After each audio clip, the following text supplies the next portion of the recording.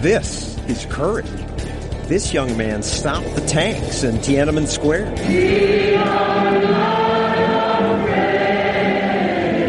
Some Americans have done similar things. We took whatever abuse so that you would not have to do that. But this year in Baltimore, just who was being abused? Steve, are you watching this? If you hate what authorities do, what should you do? Did he do the right thing? The Constitution of the United States has been violated. Is my brother doing the right thing? People cheat for money. Is this raisin farmer doing the right thing? They wanted to take my raisins and I said no. Today, people fight gun control. Tens of thousands of gun owners are refusing to register their firearms. Some fight Common Core's tests. Close to half of students opting out. When you disagree with the law, what should you do? That's our show tonight.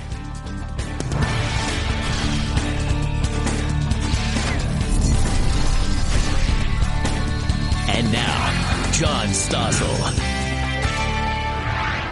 I spent much of my career doing consumer reporting, urging government to pass rules that were going to fix things, make life better and safer for consumers. Government did pass the regulations. These are some of them. 175,000 pages.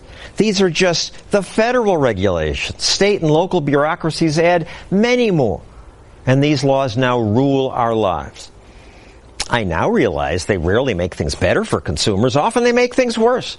The rules slow everything down, make everything cost more. Often, looking at that pile, innovators are afraid to try new things. So what can we do about that? The bureaucrats will never stop writing rules. In fact, they add a dozen new ones every day. The lawyer who wrote the bestseller Common Good put forth good proposals to free people from decades of encrusted law imposed by the regulatory state. Everyone agreed with his points, but it made no difference. The rules keep coming. Is it hopeless? I hope not. And now someone I admire has come up with a new idea for fighting the regulatory state that might work. And I'm more optimistic about his idea because he has a track record. Years ago, I assumed America was stuck with welfare as we know it. But then Charles Murray wrote Losing Ground, explaining how welfare perpetuates poverty. And a few years later, Bill Clinton said America would end welfare as we know it. And now Charles Murray's written a new book, By the People, Rebuilding Liberty Without Permission. It encourages Americans to disobey some of all those rules. Really, just don't obey them? Just ignore them. And what we have to do is make it possible for people to ignore them without the government being able to come after them. And that can be done. How? I want a defense fund. I want it to operate like legal aid, which now helps poor defendants. I want it to be on the behalf of the ordinary American, not the big corporations. And here's what I have in mind. You have some small business person who's being harassed by a bureaucrat and threatening him with the fine. I want somebody to materialize and say, we're taking this man's case. We are going to litigate it to the max. You are going to be sorry you ever got into this, and if at the end of this you find him guilty and he has to pay a fine, we're going to reimburse him. And if that happens, eventually government will say, maybe we ought to pick and choose and not have so many of these rules, because they can't enforce all of them all the time? I want the government to have a no harm, no foul regulatory approach. You know, in sports, you could call a foul in every NBA game every time they come down the court, but they don't. If it doesn't affect the play, they let it go. Well, why don't we do that with regulations? If nobody's been harmed, if it doesn't bother anybody, why enforce these It always stupid bothers somebody. Somebody thinks somebody might get hurt. Oh, John, you have so many regulations that are so obviously stupid. And that actually has to be the criterion for which regulations you can ignore. I am not saying just don't pay any attention to anything. I believe that you ought to have strong tunnels in coal mines, and you ought to keep people away from whirring buzzsaws. That's fine. But when you have regulations which say you need a railing to be 42 inches high, and if it's only 40 inches high, we're going to fine you, an overwhelming majority of Americans hearing about that would say, That's really stupid. The government should get out. And these boxes are filled with these rules. It's hard to get people alarmed because you're being pecked to death by ducks. They're always little boring things. On TV, I make feeble attempts to show how the rules strangle us. I trap myself in spider webs of rules. Gotten bystanders to wrap me in red tape in front of Congress. Taking a chainsaw to piles of rules. I'm not as clever as they are in Hollywood. The producers of this movie gradually suffocate Robert De Niro in paperwork. He's an engineer who didn't register his business. This is how it works in real life if you do anything that makes bureaucrats nervous. But the bureaucrats keep producing more. It's their job. Yeah, and there's nothing to stop them because Congress can write a law which says, give us clean air. Well, how do you define clean? That's all left up to the regulatory agencies to do as they see fit. And there's no stopping point. And the regulator feels he's not doing his job if he doesn't add something to make the air a little cleaner. When you can't measure output, you measure input. And that's what happens with regulations. You keep writing more and more. So here's the idea. You take a careful look at a lot of these. You pick and choose. And you have systematic civil disobedience in which you have rules that ordinary Americans will agree are really dumb. And it doesn't have to be along partisan lines. Ones that people across a wide variety of political views will agree are dumb. And you ignore those. This year, thousands of parents are breaking the rules by resisting the standardized tests that schools want their kids to take. They just tell their kids, skip the exams. 155,000 New York students boycotting, close to half of students opting out. Good idea? That's a terrific idea. I wish I'd thought of it when my children were being harassed by tests. I'll tell you another form of civil disobedience. The last time you were on an interstate with a 65 mile per hour speed limit, what was the flow of traffic? About 72 miles an hour. That's civil disobedience. And you know what the state troopers do? They don't arrest everybody who's going 66 miles an hour because they know they can't. They have to restrict themselves to people who are actually creating a driving hazard or going way, way, way over the speed limit. But you say don't do it for taxes. We all complain about complex taxes. Yeah, because taxes, first, is a legitimate function of government. There's no question about that. We may not like the income tax code, but we did have a constitutional amendment authorizing it. And the main thing, John, is systematic civil disobedience with the tax code is indistinguishable from cheating on your taxes. Yeah, I always think they just don't want to pay. Whereas you can have systematic civil disobedience with other things where obviously it's a matter of principle. And Rebuilding America Without Permission proposes some rich guys establish something called the Madison Fund to pay for this. Why Madison? I chose Madison because he was the man who more than any other midwifed the Constitution and the Bill of Rights. It's the right name, I think, for the man who gave us the limited government that we all love. You make the point in the book that Japan and Germany thrived after World War II because they were blown to smithereens and all of their rules were knocked away? Yeah, this is a man named Mansur Olson, an economist who first said that what happens to governments after a period of time is they become sclerotic. They become rigid, unresponsive, and that's what's happened to government now. And one of the points to try to make in the book is we aren't going to fix this through the political process. You said it in the introduction yourself. There is no way to get Congress to roll back the regulatory state. The only way to do it is for us to take matters into our own hands. Thank you, Charles Murray, and thank you for writing your earlier book, In Pursuit of Happiness and Good Government. When I was just learning about liberty, that book really opened my brain. But back to tonight's topic. When people talk about civil disobedience, they usually think it's something done by people on the left. The draft resistors of the anti-Vietnam War movement. Martin Luther King and the civil rights protests, the Black Panthers demanding black power. More recently, the silly people of Occupy Wall Street. But the right embraces civil disobedience, too, when they agree with the cause. Conservatives were big supporters of Cliven Bundy when the rancher and his friends held their guns and said the feds can't take Bundy's cattle. Bundy supporters forced federal authorities to back down from seizing his cattle. Who is the trespasser? Is it Cliven Bundy or is it the United States? Historian Thaddeus Russell says this kind of American civil disobedience began with the Boston Tea Party, and today we like it that the colonists threw the tea into Boston Harbor. Is there a rule when the civil disobedience is good or bad? Not to me. I mean, I want to preserve that right to disobey when I don't vote for a law that oversees me, and I want to be able to disobey when people I haven't voted for rule over me. We need laws. Sure, but in the case of the Boston Tea Party, again, that was a king imposing a decree forcing people to be taxed without their having the right to representation.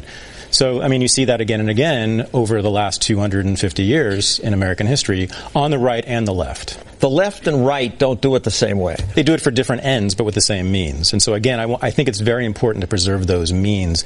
Madison in Federalist 10 talked about the tyranny of the majority. There will always be a minority, and sometimes a majority, that is actually oppressed.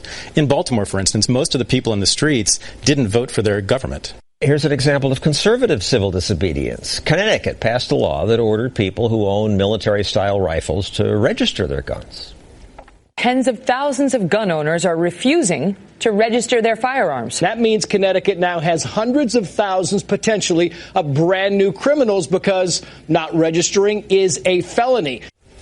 And what's happened after this? Nothing. They haven't cracked down on them. Right. It's the Charles Murray example. What is important, essential in civil disobedience is that it be a mass movement. It's effective when there are a lot of people doing it. And so here's a great example that no one ever talks about. People who drank during Prohibition. Most Americans drank during Prohibition. That was an act of civil disobedience. It was also a mass movement, and it, of course, was quite effective. In a way, it's easier for the gun owners to get away with it because by not registering, the state, in most cases, doesn't know who they are. Right. I mean, the drinkers they might catch. Yeah, well, most of the drinking was done in secret, in private. So here's a recent headline. Christian leaders, including Mike Huckabee, threaten civil disobedience if the Supreme Court legalizes gay marriage. I'm not sure how they can do that. I don't know. I mean, but the right wing does have. There's a long forgotten history of right wing civil disobedience. Abortion protesters have done this for many years, violating all sorts of laws to protest abortion and the right to choose. There was a massive tax revolt in the 1930s, very much a right wing issue that's never talked about. You never see it in history textbooks. 30,000 people in the city of Chicago in the early 1930s refused to pay their taxes for years, and it was almost successful. People don't like to talk about it because it threatens them. It's disorder. People like law and order. Well, a little disorder's good for the Republic. I think someone said that. Thank you, Thaddeus Russell. To join this debate, please follow me on Twitter at FBN Stossel. Use that hashtag #WeThePeople. Or like my Facebook page, then you can post on my wall. Coming up, Edward Snowden, my brother Dr. Tom, and dancing raisins. But next, we debate the difference between healthy civil disobedience and riots. Steve!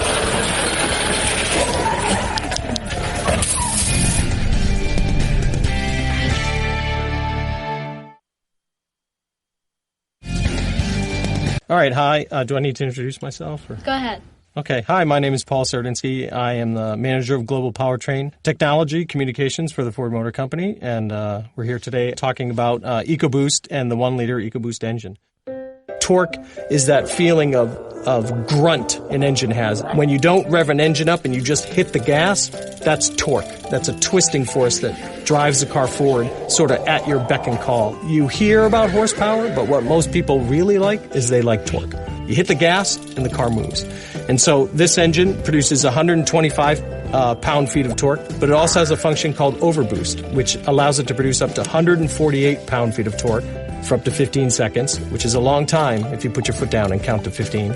So 148 pound-feet makes it one of the most power-dense engines available on the planet. Is that okay? Okay. Get down, get back, get up on the stairs. Are you watching this, guys? That was part of the rioting that went on in Baltimore recently. Well, I call it rioting. Our next guest calls it civil disobedience. Kevin Powell's an author and activist who wrote in the Huffington Post, labeling the Baltimore situation a riot because it's mostly people of color is racist. So I'm a racist for using the word? I didn't say you were a racist. I said that using that term over and over again to describe people in urban areas as racist when they are uprising or rebellion. But it's a riot. It looks like a riot. Well, then what do you call University of Kentucky students when their team was knocked out in the semifinals and they were out there destroying things, or any major college program where their team either wins or loses a championship game? They don't get called riots. They don't get called thugs or gangsters, any of those types of terminologies. You're right. We did see a lot of vandals and anarchists. But look, after the Stanley Cup riots, Vancouver lost. People rioted there. The police chief called them criminals and thugs. NATO summit protests, thugs and violent elements. Wisconsin state capitol protests, union thugs. It's not just blacks. But I agree with you. But the thing is, when you talk about urban areas, we get stereotyped in a very particular type of way. And maybe a few people disrupting in a violent way becomes the main thing that you see on the news, as opposed to all the acts of civil disobedience. How do I know? I'm out there. I've been protesting for a few years around Ferguson, Trayvon Martin. Now, unfortunately, dealing with this Baltimore situation, Eric Garner here in New York City. You very rarely see coverage of peaceful protests, but the moment that someone breaks something, all of a sudden, look at them rioting, destroying. That's true. That's what we in the news do. The broken glass gets the viewer's attention, so you have a point there. You also have a good point in that blacks' complaints about police abuse are not new. 50 years ago, Malcolm X gave his Democracy is Hypocrisy speech and said this. They put their club upside your head and then turn around and accuse you of attacking them. Every case of police brutality against a Negro follows the same pattern. They attack you, bust you all upside your mouth, and then take you to court and charge you with assault. What kind of democracy is that? And you would say that's not changed. I wish it had changed. You know, there's been some incremental progress in our society because of the civil rights movement, because of civil disobedience, you know, but the fact that we have all these high-profile cases happening around the country, you know, it says to me that we have a long way to go in terms of being a very civil society where everyone feels like they're being treated justly and equally. It is true that when the police get caught doing something, they rarely get prosecuted.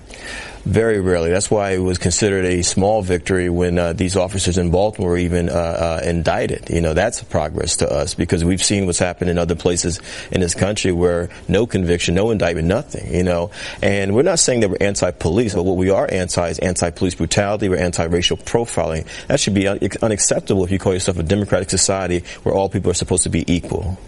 Fine, but after Baltimore, you wrote, they destroy their own communities. I understand why. I am they. You are the looter? I'm from Brooklyn, sir. I'm from the inner city, sir. Well, you wrote it. It doesn't do anything good to loot stores. Well, no, but people are paying attention in a very different kind of way, just as they had to do in the 1920s, and the 1940s, and the 1960s in this country. And unfortunately, because we still have mass poverty. There have been riots, disturbances every 20 years? Basically. I don't condone violence, but I understand it. Dr. King, whose birthday we celebrate every single year, a man of peace, Republicans and Democrats, all of them celebrate him. He even said a riot is the language of the unheard because he had the courage and the empathy to understand why people would destroy their own communities. Just like the colonial people like Jefferson and Washington were disobeying the British. What's the difference? You know, if you feel there's oppression and tyranny, if you feel like there's injustice, you're going to resist. You know, think about the Tea Party. We kind of minimize it, but they were destroying property all over the place. It's the same thing. Did Baltimore's mayor do the right thing? She has to maintain some sort of peace in that city. You know, I get it. You're in a position of leadership, but you know, you also have to listen to the voices of the people. What is going on? That means all people, not just the wealthy, but also poor people. I come from poverty, so I want to hear what working class people have to say as well. And when they don't feel like they're being heard, when we don't feel like we're being heard, I don't condone it, but I understand it. Her reaction puzzled me in that she seemed to say to the rioters, yeah, go ahead, destroy stuff. Here she is after the first day of rioting talking about protecting the protesters. We tried to make sure that they were protected from the cars and the other things that were going on. We also gave those who wished to destroy space to do that as well.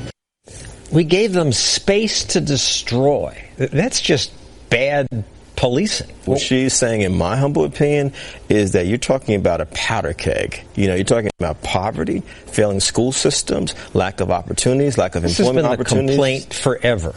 And other poor people, Nigerians, Asians, have worked hard and gotten out of the ghetto.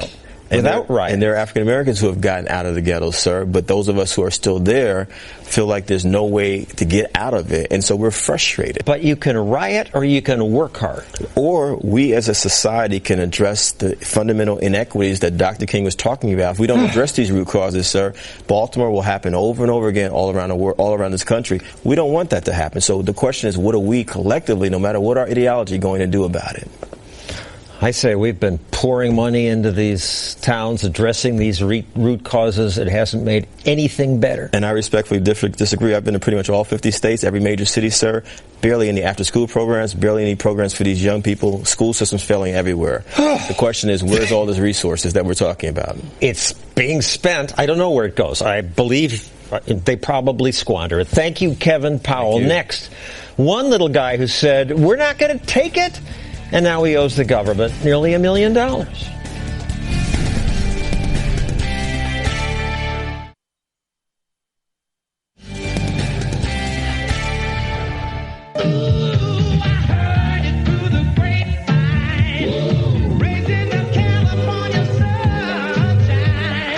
That's an ad that tries to get us to buy California raisins. Would you pay for that?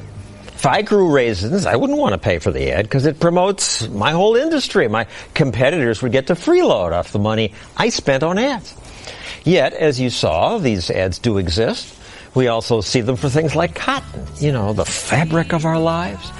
Those ads happen because government forces all the growers to chip in so there'll be no freeloaders. And that brings us back to the raisin ads. I wouldn't dream of giving my family anything less. Would you? Hi, honey, what's cooking? It's hard to believe that sells raisins, but maybe it does. The controversy occurs because to make that happen, farmers and government get together and, as I said, force everyone to chip in. Force, that's what government does. These days, the Raisin Administrative Committee, don't you like these bureaucratic names? The committee also orders raisin farmers to give the government about a third of their crop. This is meant to help the raisin farmers by reducing supply and keeping prices up. Most farmers go along with it, but a few refused. I interviewed one. They wanted to take my raisins, and I said no.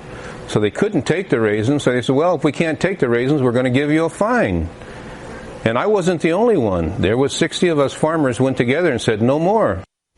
Marvin Horn now owes the government $700,000 in fines, plus 1 million pounds of raisins. He still won't give them the raisins they want, and that's civil disobedience. Horn's taken this all the way to the Supreme Court, which is expected to give its decision next month. Trevor Burrus, a constitutional law specialist at the Cato Institute, has followed this. So this is good civil disobedience. Absolutely, and it's definitely civil because he went through the court system. He told them, I'm not going to give you my raisins. He told them this 10 years ago. At one point, they took 47% of his crop and gave him nothing. And he decided to go through the whole process. At first, they offered some money, less than the cost of production, but this last time they offered him nothing. Yeah, they don't have to offer you anything. They have this sort of despotic power. They're a raisin cartel. They're raisin OPEC. There are 47 of them who sit in an office building in Fresno, California, of which 23 of them are Sun-made representatives, and they decide about the supply of raisins. And the great thing about this case is I love it when government makes fun of itself. I mean, you just say it, and you can't even believe that it exists. And then there's a ton of these that exist for many different products. And then, so it has its own hilarity built in. Well, I imagine Marvin Horn was more willing to fight the government on this because his wife is on his side. Here she is explaining why she doesn't want to give up what she grows. We picked grapes. We did everything.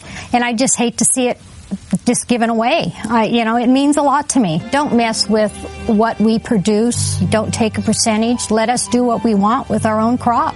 They took raisins for him over the years, and they didn't give him any money. They kind of promised and didn't give him any money at the end of the day. We don't need that. We don't need artificial price subsidization based on New Deal programs, based on economic ideas that are so crazy no one would even promote them now. It's a perfect example that once you get something in place in government, doesn't matter how silly it is, it's never going away, and the people who are in the middle are going to fight to keep it in place. So that's why Marvin Horn is a hero, because that kind of civil disobedience, very rarely do these people stand up and say, no more. I'm not going to go part of the cartel anymore. This New Deal program to keep the price up, that's just wrong. But if there's going to be advertising, as Sun-Made Growers says, these people are free riding at the expense of their competitors. Free riding is cartel speak for freedom. You could actually say, hey guys, want to get together and run some ads. Do it voluntarily. Yeah, but the thing about the cartel, right, is OPEC has the Association of Petroleum Exporting Countries, Organization of Petroleum Export Countries. They try to get people to agree to raise the price. And the problem that they always have is they don't have an enforcer because there's no super government over the top of them. The best type of cartel you can get is the one who can come by and get the government to be the one who's the enforcer. Now, in a mob situation, that person comes by with a crowbar and says, hey, you're going to give us your raisins. In a government situation, what would be illegal for anyone else to do, any other business that got together not under this Marketing Order Act, any other business would be put in jail or be fined for colluding for Sherman Antitrust Act monopolization violations. But when you do it at the Raise and Administrative Committee and you got the government being your enforcer, it's all okay. The government. Exactly. Thank you, Trevor. Worth civil disobedience. Coming up, is Edward Snowden a traitor or a hero? That's next.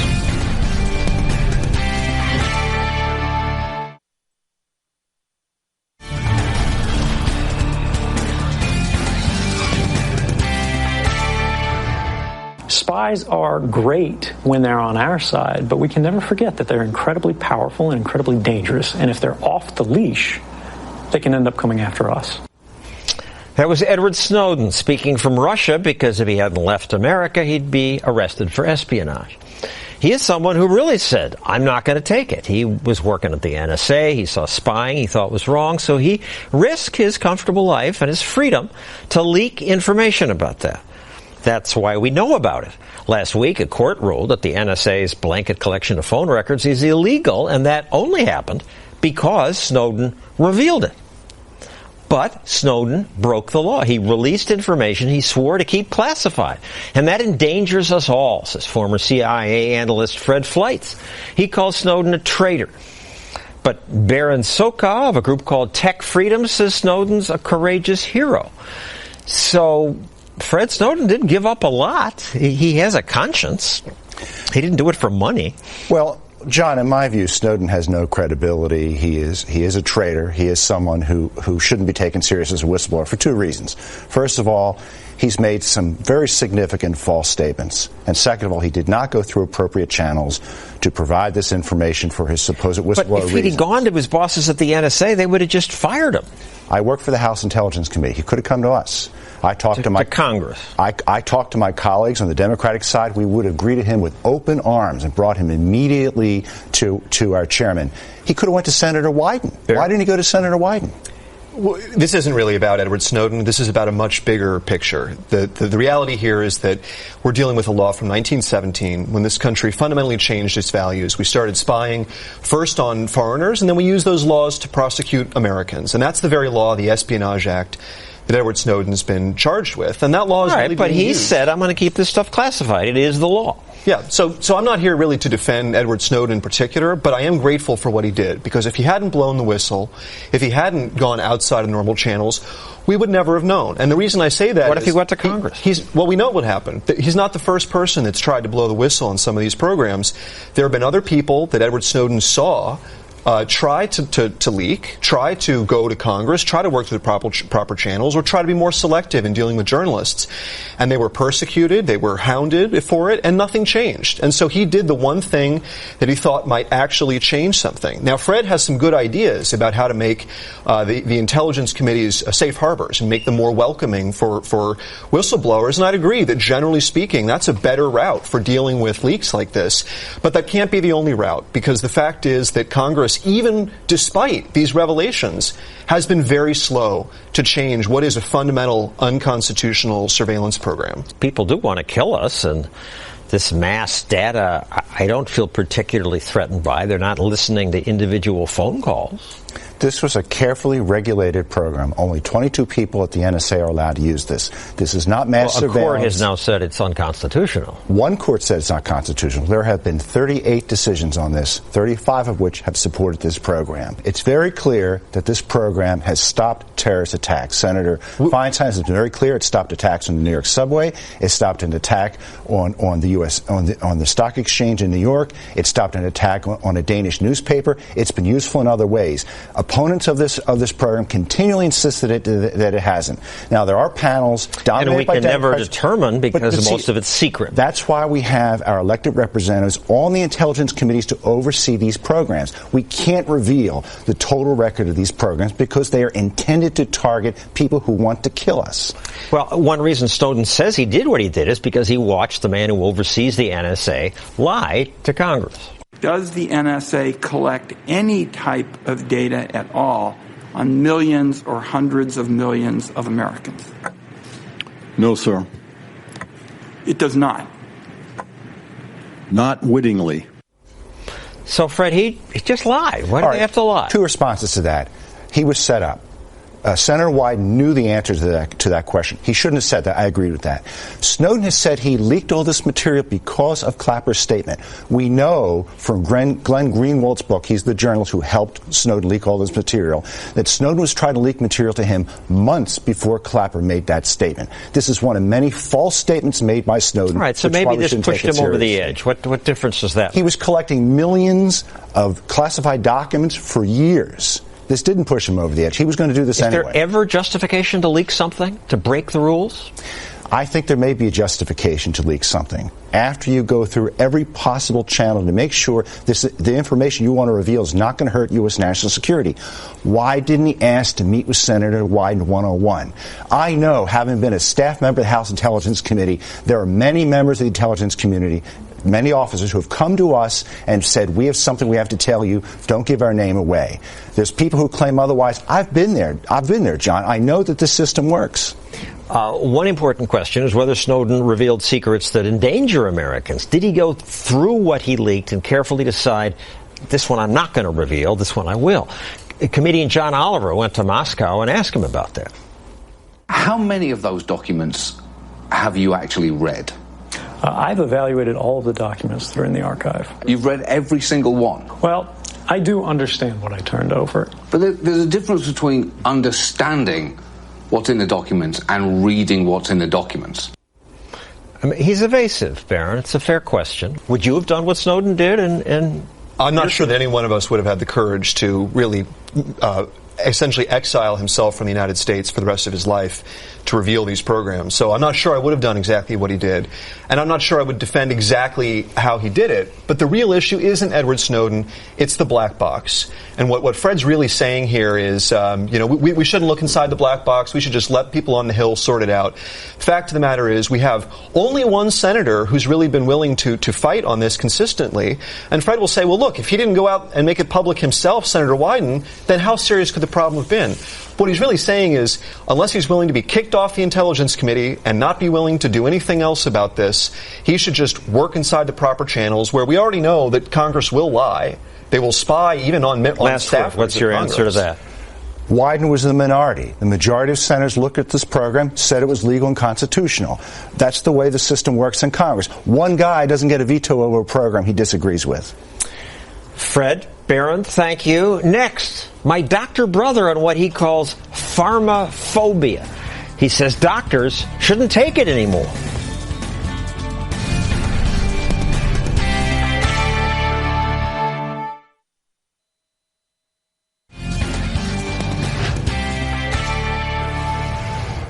My doctor tells me I'm supposed to take one of these pills every day.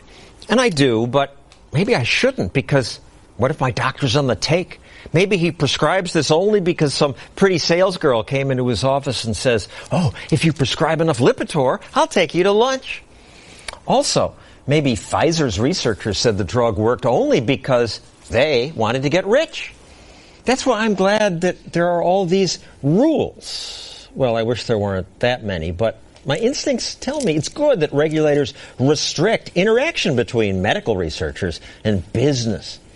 But the smartest person I know, a Harvard doctor and researcher, and also my older brother Tom, tells me I'm being stupid, that I suffer from pharmaphobia. That's the title of his new book. I told him he should add a dash so people would know what he was talking about, but he didn't. So what's pharmaphobia? Well, first let me say that if I was so smart, I'd have gone into TV. But I'm really glad that pretty salesgirl, even an ugly salesgirl, took your doctor to lunch and got you on those pills because, from our family history, there was a chance you could have a heart attack. And taking those pills is probably preventing that. And I'm glad that Pfizer profited because it is difficult and expensive to get those pills. On average, it takes 16 years and costs over $2 billion. And it's going to save your life. But some people do bad things for money. I want to believe you. But then I see the news stories talking about drug makers lavishly spending on doctors, including taking some out to Hooters in exchange for prescribing its drugs. Hooters! And then drug companies spend big bucks telling us to go to our doctors and... Ask your doctor if Lunesta is right for you. Ask your doctor about Myrbetriq. Ask your doctor. Ask your doctor. Ask your doctor. This is about money. Everything's about money. Getting those good pills to you costs money. And the doctor has to know about them in order to prescribe. And if going to Hooters is what it takes, and it's good for your health, well, I don't have a problem with that. Now, what you see on TV, telling you ask your doctor, ask your doctor, ask your doctor, may offend people when they see the Viagra ad at the Super Bowl. But what it does is it gets patients to see that conditions, including stigmatized conditions, you can do something about. And they come to the doctor and they say, I want Viagra. And you say, well, are you sure you don't have high blood pressure or diabetes? And get into better care. What prevents the doctor from prescribing stuff where he's taking a kickback, and it's not good for me? Kickbacks are illegal. If you catch people doing kickbacks, they should... You could say paying you get paid sometimes to speak to doctors. You could call that a form of bribe. Well, I don't do the kind of speaking that you're talking about, which is then when doctors talk to other doctors paid for by drug companies and tell them about products. Why is paying somebody to provide education a bribe?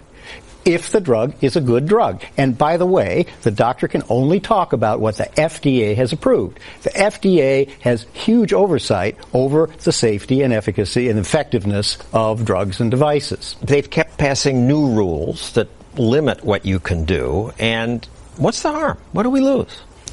What we lose is this device. This device, which what you do is just make a small needle stick in a vessel that's been blocked off and your heart's about to die.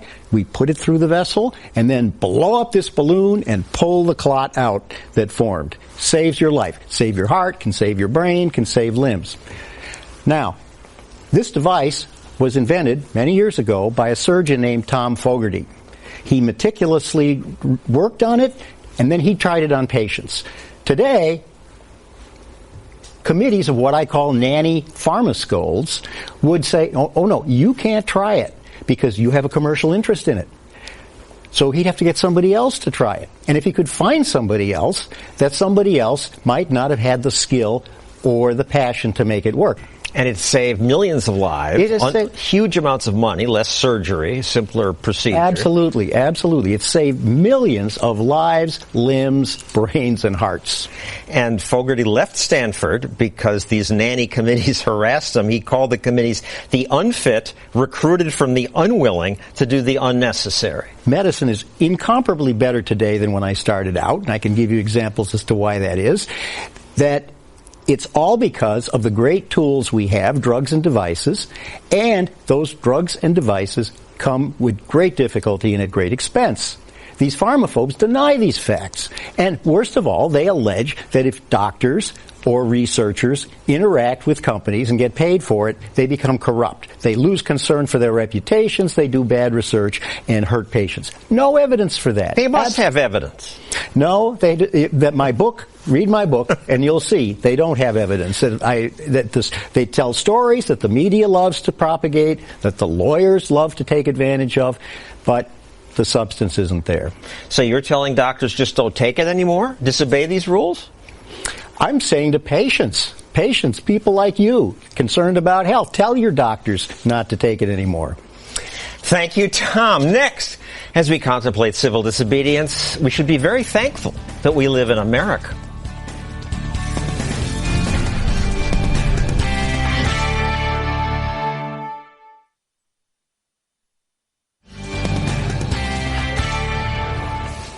What are we going to do about this repressive pile of rules? They suffocate much of life, and yet politicians keep adding more.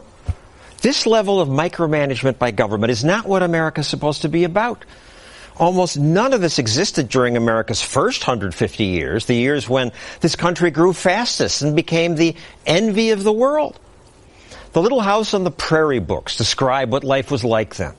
In one, young Laura hears the Declaration of Independence read and thinks, Americans won't obey any king on earth. Americans are free. That means they have to obey their own consciences. When I'm a little older, Pa and Ma will stop yet telling me what to do, and there isn't anyone else who has the right to give me orders. Sorry, Laura, hasn't worked out that way. Now, lots of people give us these orders, and the orders keep increasing. So what do we do about it? In much of the world, when people dare fight the rules, they're killed. We don't know what happened to this young man. China keeps that secret. But hundreds or thousands were killed in Tiananmen Square. Thousands more were killed during the Arab Spring protests. A good thing about living in America is that usually we can protest rules without being killed. Women fought for the right to vote and won it 95 years ago without bloodshed. They just marched, demanded the right, and a few years later, got it. The civil rights revolution was bloodier. Rosa Parks helped begin the movement by refusing to move to the back of a bus. She was tired of giving in, she said. She was then arrested, but she lived a long life, died when she was 92. Dozens were killed in other civil rights protests, but most of the movement, like the massive March on Washington, was peaceful. They came with their white sympathizers from every point on the compass. It was one of the Capitol's greatest spectacles. The demonstrators moved down Constitution and Independence Avenues in orderly masses, and not a single untoward incident marred the passage.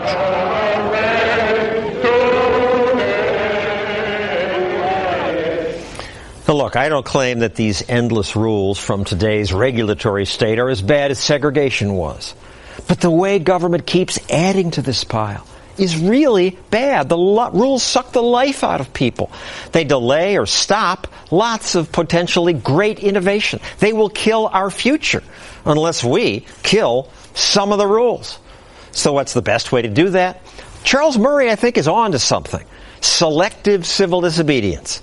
When the state's rules are wrong, we should ignore them. Let's rebuild America without permission.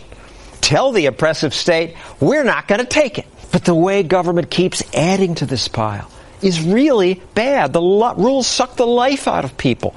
They delay or stop lots of potentially great innovation. They will kill our future unless we kill some of the rules.